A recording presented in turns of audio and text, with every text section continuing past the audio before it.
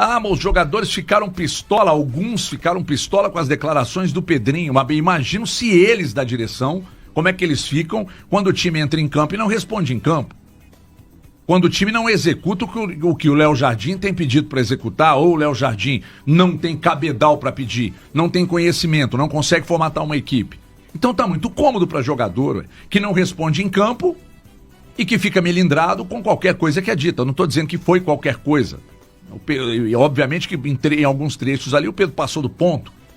Mas então fica fácil para os jogadores, né, Valuzeiro?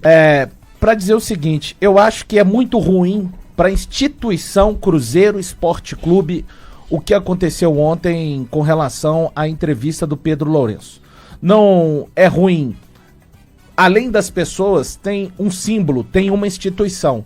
E ela está sofrendo muito nos últimos 8 meses em especial. Já trouxe aqui o Cruzeiro de 5 de agosto para cá. Jogou 39 vezes, venceu 10, perdeu 15, empatou 14 vezes. E neste recorte são 11 jogos comandados pelo Seabra, 22 do Diniz e agora 6 do Jardim. Vem de um campeonato mineiro absolutamente ridículo, talvez um dos piores ou o pior de sua história. E começa o campeonato brasileiro vencendo até o Mirassol, mas o episódio contra o Internacional, em que pese tudo que já falamos a respeito do Marcelo de Lima Henrique, e começa a Sul-Americana com um jogo muito ruim, e amanhã já tem um jogo importantíssimo, onde a obrigação da vitória é absoluta, porque o Cruzeiro não vai ter, na minha opinião, a mesma sorte e incompetência dos adversários que ele acabou contando na Sul-Americana em 2024. Então eu lamento muito pela instituição. Qualquer instituição, ela precisa de ser pensada. Se você pegar os outros 19 clubes da Série A, com certeza você não verá nenhum tipo. A gente pode levantar aqui quem está passando, o momento que o Cruzeiro está passando, é um bom exercício, mas dentro do Botafogo a gente não vai ver ninguém colocando coisas que, na minha opinião, acontecem, nem tudo. Eu não chego aqui e falo absolutamente tudo que acontece na minha vida, mas eu vou tirar exemplo de pessoa, vamos colocar no CNPJ, as instituições de futebol, empresas, elas têm os próprios acontecimentos internos e que pertencem a quem faz parte daquela cúpula. Isso é uma opinião. Alguém pode estar falando aí, cara chato, Pedro Lourenço é o dono do clube, ele tem o direito de falar o que quiser, tudo bem, a opinião é de cada um, essa é a minha, eu respeito quem pensa o contrário. Então, para a instituição é muito ruim. Agora, tudo isso só vai começar a mudar a partir do momento que o Cruzeiro transformar os acontecimentos dentro do campo em resultados positivos e com algum desempenho também. Então, para além das pessoas, o bom é que nessa oportunidade não tem a questão da duplicidade, um áudio que foi recriado ou não. O Pedro Lourenço, de própria voz, foi e acabou falando coisas bem importantes, eu diria contundentes, com relação a toda a gestão de futebol do Cruzeiro, passando por dentro do campo e por pessoas que cercam o campo do lado de fora. Eu acho que é ele mesmo criando uma corda para se enforcar, porque é uma entrevista, mais uma entrevista do Pedrinho, que realmente ela dá pano para manga para os adversários, para a imprensa, para os torcedores. Você acha que o adversário tira proveito disso? Para os adversários, quando eu falo na zoeira.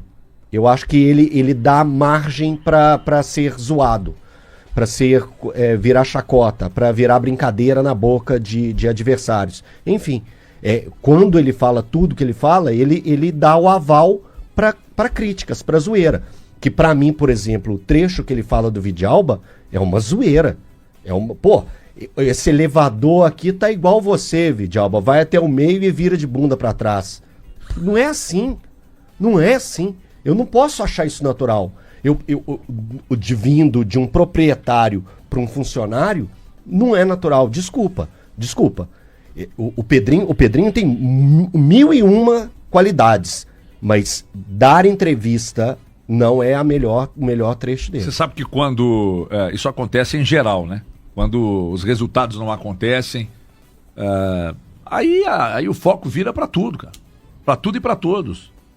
E mais uma vez aconteceu no Cruzeiro. Se o Cruzeiro empata com o Inter, por exemplo, no final de semana, se o Cruzeiro ganha a Sul-Americana porque esteve na final, se o Cruzeiro chega à final do campeonato estadual, mesmo que não tivesse vencido, talvez o foco não estivesse tão voltado, né? Mas não deixa de ser um fogo amigo.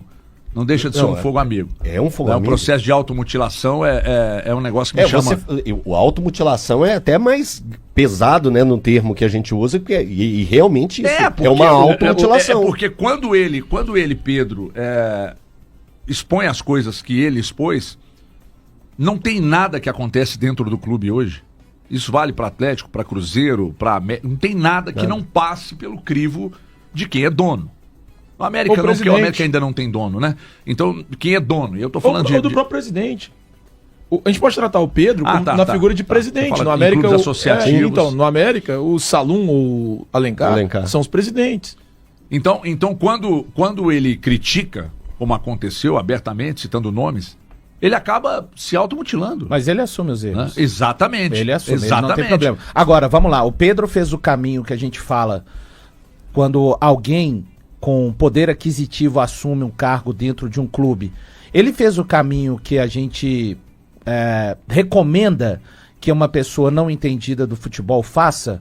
Exemplo, vou citar um exemplo aqui. O Alexandre Calil, quando ele assume o Atlético num primeiro momento, ele tenta fazer as coisas muito de maneira autoral, sem se cercar das pessoas que entendiam de futebol. Quando ele se cerca de gente que entende de futebol, no caso específico Eduardo Maluf, ele faz para mim o caminho certo e as coisas acontecem. O Pedro não se cercou das pessoas que conhecem de futebol. O Alexandre Matos, na opinião do Thiago, não está entre os melhores. Então, não, ele fez. Então, ele fez o caminho certo, o que não tira dele também a responsabilidade. Mas eu não posso atribuir ao Pedro Lourenço erros do departamento de futebol com essa capacitação de fazer o futebol há muitos anos no Brasil. Ele, claro, ele é o cara que assina a caneta, mas ele colocou e tem pessoas de confiança lá. Se ele tivesse feito como, por exemplo, Gilvande Pinho Tavares. Eu conheço de futebol. Inclusive, eu já fui zagueiro, esse Nirley é muito bom. O Pedro não fez isso. Ele não passou minimamente perto disso. Pelo contrário, Alexandre Matos é a primeira contratação da era SAF Pedro Lourenço. Sim. Aliás, que daqui a 21 dias vai fazer um ano. Então eu acho que o Pedro ontem despejou um pouco de frustração também, apesar que eu não concordo, tá? Pelo momento que o clube tá passando. E aí quando eu não concordo, não é pelas pessoas. Acho que esse elenco não merece a menor blindagem. Não apresentam nada. Não apresentam nada nos últimos 8 meses. A minha questão é a instituição. E não é porque é o Cruzeiro. Seja o Cruzeiro, o Atlético, o América. A instituição, o presidente, o líder máximo dentro dela, tem que, mesmo quando ele queira criticar pessoas, ele tem que pensar até que ponto isso vai resvalar no escudo, na instituição que está por trás de todas essas pessoas que fazem parte. Então, no próximo dia 29 agora, o Pedro Lourenço faz um ano desde que assumiu o Cruzeiro, e a verdade é que esportivamente o Cruzeiro está, vejam bem, esportivamente, não estou falando de investimentos, o Cruzeiro está exatamente onde ele assumiu. Está no Campeonato Brasileiro, na Copa Sul-Americana, depois de ter perdido um Campeonato Mineiro. A diferença é que ainda a gestão anterior perdeu um Campeonato Mineiro na final. E a gestão dele perdeu um Campeonato Mineiro na semifinal. Então talvez isso também esteja frustrando o Pedro, que talvez imaginasse dentro do futebol, com um investimento bastante significativo já até aqui, que as coisas já estivessem, Cruzeiro talvez na Libertadores, talvez uma conquista de um Campeonato Mineiro esse ano, e ver exatamente, repito, esportivamente, se vocês fizerem friamente esse exercício, o Cruzeiro está hoje exatamente onde ele estava há um ano atrás. Amigos, vamos lá. Eu, sinceramente, acho que o Pedro é um cara bacana, o Pedro é um cara humilde. Ele mostrou isso quando ele veio aqui. Ele é ótimo. O Pedro é um cara sincero. Eu, de verdade, como espectador, como telespectador, por causa como dessa ouvinte, palavra. Sinceridade. Exato. Palavra. Eu sou fã dessa figura, Pedro Lourenço. E verdade. como espectador, E dessa como sinceridade, né, ouvinte. Thiago? Então, eu sou fã da figura Pedro Lourenço, mas ontem ele cometeu uma das maiores zagadas da gestão dele pra mim. E ela se compara ao áudio do caso do Seabra, que foi sim muito ruim naquele momento, e agora ele faz a mesma coisa. Ele simplesmente coloca o time dele inteiro em xeque, porque, cara, beleza. Alguns jogadores foram questionados nesse Cruzeiro. O Cássio foi questionado no início desse ano no Cruzeiro. O Jardim chegou e pediu um goleiro. O Pedrinho contou isso pra gente aqui. Ele falou, o Jardim chegou e pediu um goleiro, mas depois ele mudou de ideia. O Cássio foi questionado. Por que, nesse momento, um cara como o Cássio não pode achar que essa declaração é pra ele? O Gabigol é um cara que tem feito gols, mas ainda não é o Gabigol que a gente tá acostumado a ver. Por que o Gabigol não pode achar que é pra ele? Eu olharia para esse elenco, talvez salvaria o Dudu e o Matheus Henrique, de jogadores que têm jogado bem num contexto geral desde que chegaram. Acho que o Matheus Henrique teve a passagem... Eu coloco o Caio Jorge ruim. nessa turma. O Caio aí. Jorge também. Você tem razão, o Caio Jorge também. Então, aí a gente olha, pode todo mundo achar que é para ele. E causa incômodo. É óbvio que causa incômodo. E causou. Então, eu acho que o Pedro tem que ter noção do tamanho da instituição que ele está comandando. Eu reitero o que eu disse. Eu tenho respeito máximo pela história do Pedro, pela pessoa que ele é. Mas na figura de presidente. Pela figura que ele é. Mas como presidente na ele não pode figura fazer de isso. torcedor. Para pensar. Amanhã vão fazer uma entrevista com o Bernardo Telles sobre os programas de esporte da casa. E ele critica a equipe, que em algum momento teve contratações que na cabeça dele, o Murilo fez e que são equivocadas. Aí você vai pensar que foi pra você? Todo mundo vai pensar que é pra ele. Não. É um olha pro outro. Um olha pro outro. Não, a história do programa não começou com você. Não, peraí. Não, então, não, mas a gente tá falando de factual. A história pô. do Cruzeiro não começou com o Pedrinho. E o Pedrinho Mas se não você tá falando. O Pedrinho tá falando de 8 meses de trabalho dele. Programa de agora. Ele tá falando do programa de oito agora. Ele vai fazer um ano Um agora. ano dia agora. 29 Vai de falar de abril. um ano, pô. Eu vou olhar pra. Talvez só você não. Porque você tá aqui há mais tempo. Ah, tá. Mas as contratações somos nós três e o Galante lá embaixo nos anos da bola. Então vai todo mundo olhar um pro outro. É fazer igual o Homem-Aranha. Imagina o Galante. O meme do Homem-Aranha. O meme do Homem-Aranha, né, Thiago? Um apontando pro outro. Cara, ia ser assim, ia ser horrível. Então, assim, é muito ruim. Eu acho que o Pedro não pode fazer esse tipo de situação. Não pode cometer esse tipo de equívoco. Isso é um equívoco muito grave. E, sinceramente, eu não acho que seja normal, nesse momento, um presidente de clube dizer isso. Não é normal ele chegar no microfone e falar algo como ele falou. Não é normal. Não é normal. E assim, honestamente, eu reitero, eu sei que existem jogadores incomodados. Eu imagino que o próprio Alexandre Matos tenha ficado incomodado. Eu não consegui conversar com ele, até tentei, liguei, mandei mensagem, não consegui conversar nessa manhã. O que ele falou especificamente do Alexandre Matos não foi muito diferente do que ele disse pra gente aqui na Eu acho que aqui entrevista foi da até TV, pior, não, né? né? Porque aqui na TV ele disse que estaria ensinando o Alexandre Matos a trabalhar. Não teve um trecho que ele disse isso? Pois é. Então aqui, a entrevista que o Pedro nos concedeu aqui na Band, eu acho que de uma forma mais... Eu também acho. Eu acho que ele foi mais específico ontem. Eu também acho. É que eu acho que ontem ele... É que assim, eu acho que ele bateu na questão maldade. dos erros do departamento de futebol. Eu acho que ele usou muito o termo erro zero. Departamento de futebol cometeu muitos erros. Pior.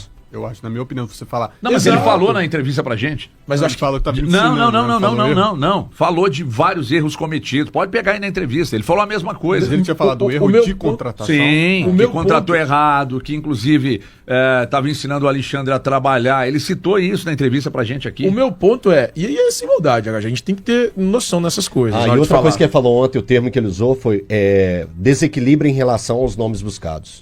Eu acho que tem que tomar muito cuidado, velho. Quando você tá na figura de presidente do Cruzeiro, de uma instituição como essa, velho, você cria uma crise que o Valu até falou, não sei se falou num tom mais de ironia, de brincadeira, que o Cruzeiro vive uma crise pela questão esportiva, mas você mina o elenco e cria um ambiente péssimo. Mas vive, não é ironia, o Cruzeiro vive um momento ruim há 8 meses. Então, mas aí você aumenta essa crise. Você simplesmente, eu até discordo de você na questão da blindagem dos atletas. Eu acho que um presidente não pode. Porque se sou eu batendo, você batendo, Elton batendo, tem que blindar. Beleza, deixa só funcionário do clube, deixa eu só explicar de novo. Tem que blindar todos, atletas, as pessoas que trabalham no departamento de futebol, mas não é tão somente especificamente pela pessoa, mas é porque no final das contas, quando você bate no seu diretor de futebol, quando você bate em algum atleta que não deveria ter vindo, no final das contas, quem sai mais machucado é a instituição. Então é pelo bem maior da instituição. Isso deve ser tratado internamente em qualquer época, independente do momento você que falou esteja. uma coisa que a boa fase e a fase ruim é sempre a blindagem. Você tem que pensar a pessoa, você não pensa a pessoa do Alexandre Matos, o Vidalba, você pensa assim, o jogador do Cruzeiro, o CEO do Cruzeiro. Você falou uma coisa. Essa é a questão. Você falou uma coisa, assim, Valor, eu concordo. É a frustração. Ele tá frustrado como torcedor do Cruzeiro. Claramente pra mim, só que mas não pode externalizar isso. O Pedrinho não forma. É mais um torcedor do Cruzeiro. E já vai fazer um ano. Ele é presidente do Cruzeiro, ele falou ele é o dono do clube, gente. E eu acho que assim, a ficha dele caiu para o que é o futebol também, né? Porque ele fala também o quanto é difícil mexer com o tal do futebol. Isso aí também é outra frase dele. Depende de frase resultado. dele. Se o resultado não acontece, tá tudo errado. Só chamando a atenção para essa questão dos valores, que ele também fala na entrevista dele, que ele fala que só na atual temporada ele vai ter que aportar mais 200 milhões. E o que é esses 200 milhões? É para pagar justamente os parcelados que acontecem em contratações que foram feitas. Contratações que o Cruzeiro fez com direitos econômicos foram 7. Christian, Fabrício Peralta, que nem aqui mais tá, Fabrício Bruno, Jonathan Jesus, Lautaro, Matheus Henrique e Caio Jorge. E o Cruzeiro ainda investiu mais... Peraí. Desculpa, perdão. Só pra gente fazer um exercício muito rápido. Lê de novo as contratações do ano passado. Não, do ano passado tem? Não, eu tô falando de direitos econômicos. O valor tem ali, peraí. Eu tô falando de direitos econômicos. É só pra que eu tô falando. Só pra emendar até aqui. Pra gente fazer um exercício de o que foi errado. Faltam só 3 nomes. E o Cruzeiro ainda teve investimento de 50 milhões em compra de passes fixos. Que ele tinha só uma parte e investiu. No João Marcelo, no Matheus Pereira e no Vidalba, que ele faz a zoeira do elevador. Ele investiu no Vidalba na atual temporada. Ele escolheu investir no Vidalba. Ele escolheu investir no Vidalba. Ele escolheu. Ô Valu, se não se importar, desculpa. São 18, né? Absolutamente. São 18 nomes, né? Tô vendo o movimento. 18. Mas deixa, por favor, só lê, por favor, se você conseguir ler separadamente, só pra gente entender. Tá. E até pra gente fazer esse exercício, que é uma coisa que eu proponho de fato. Pra tentar entender o que de fato foi errado. Porque assim... vamos lá, pode ler, lá. Depois a gente faz o exercício durante. Cássio, Jonathan Jesus, Peralta, Lautaro, Caio Jorge, Matheus Henrique e Wallace. Então vamos lá. Cássio, Jonathan Jesus, Peralta, Caio Jorge, Lautaro, Matheus Henrique e Wallace. Eu acho que nesses são 7. Só o Peralta. Não, eu faço ressalva. Eu faço ressalva do Lautaro também. Eu coloco o Lautaro também. Eu faço ressalva do Lautaro e do Peralta. Eu faço só do Peralta. Eu faço desses dois. Então, eu beleza, acho que eu tô até com a aposta do Lautaro é interessante, tá? Mas, no fim das contas, era uma aposta. O Peralta a mesma coisa. É interessante. Acho que são 2 apostas. Acho que a do Peralta é uma aposta cara. Acho que a do Lautaro é uma aposta barata. Foi 2.200, eu acho, 2 e pouco de dólares. Barato. Agora, o restante, quando trouxe, e aí eu reitero até pelo Wallace, que ontem a gente falou sobre isso. Eu acho que na época ninguém chiou. Ninguém chiou. Muita gente de fora chiou, dizendo, o Cruzeiro está contratando jogadores que não eram titulares nem em seus clubes, etc. E tal. Não, mesmo ano passado. Não, mesmo ano passado. Não, no ano passado o Wallace era titular. E depois dos jogadores que foram contratados esse ano, não houve questionamento. Não. Esse ano não teve houve questionamento. Fora daqui. Eu vi em alguns programas, algumas pessoas você fora pode apontar o Marquinhos, pra mim não. Mas aí esse ano. Mas aí esse ano. Tô falando desse ano. O Marquinhos não foi um jogador que veio pra ser titular. Mas então, só pra dizer, isso foi dito você aqui. Tem os 11 aí que foram nesse ano? Tenho aqui. Só pra dizer rapidamente, quando o Cruzeiro pra mim traz o Wallace e Matheus Henrique, eu imagino que o Cruzeiro resolveu os problemas do seu meio-campo pelos próximos 3 anos. E eu falei disso. Não, eu falei que era o melhor meio-campo do Brasil do ano passado. Ainda na oportunidade. Discutiu isso. Ainda na oportunidade eu disse: mas muita gente foi em cima do atacante e tal. E eu reiterei a opinião de que, na minha visão, o Cruzeiro estava atacando o ponto mais carente daquele time na temporada 2024, e eram os volantes, que era o meio-campo. Inclusive trazendo um Peralta para rodar. Bom, vou falar aqui dos 11 desse ano, tá? Tá fora de ordem de posição, mas são os 11. Marquinhos, Fabrício Bruno, Gamarra, Fagner e Christian, Rodriguinho, Eduardo, Bolassi, Dudu, Gabigol e Wanderson. Aí nessa temporada a gente já tem mais nomes Sabe o que, a que me, questionar. sabe o que me chama a atenção? Os jogadores que foram contratados com as maiores expectativas, eles fazem parte do pior setor do time. É curioso isso. Qual é o pior setor do time? O Wallace e Matheus Henrique, que foram os que a gente depositou mais expectativa, juntando-se Mas ao o jogador Matheus que a gente tem já jogado conhecia, bola, que era o né, Matheus. Rogério? Não, peraí, você não entendeu. Vou explicar.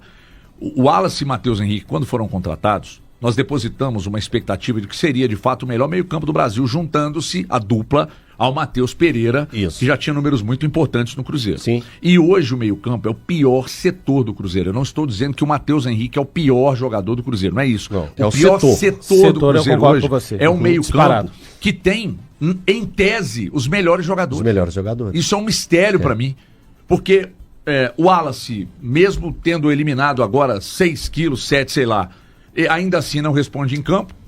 O Matheus Henrique teve uma quedinha nesses poucos jogos, 2 jogos aí, você pode analisar que teve uma pequena queda, 2, 3 jogos e tal.